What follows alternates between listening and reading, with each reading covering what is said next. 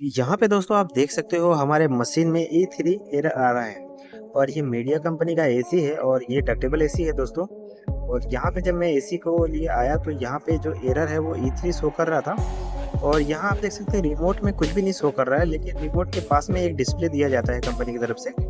और इसके अंदर देख सकते हो कुछ भी लाइट ब्लिंक नहीं कर रहा है। मैं इसका मोड चेंज कर रहा हूँ और फैन का स्पीड भी चेंज कर रहा हूँ, फिर भी कुछ भी प्रॉब्लम नहीं हो रहा है, यानी यही सेम सेम आ रहा है एरर।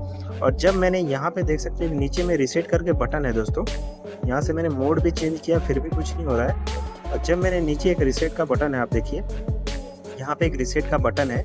और जब मैंने इसको रीसेट किया, जब मैंने इसको दबाया, आपको पतला पिन से दबाना पड़ेगा, जो सिम निकालते हैं उससे दबाएंगे तो और अच्छा है। जब मैंने इसको रीसेट किया फिर हमारा जो एसी है वो चालू हो गया।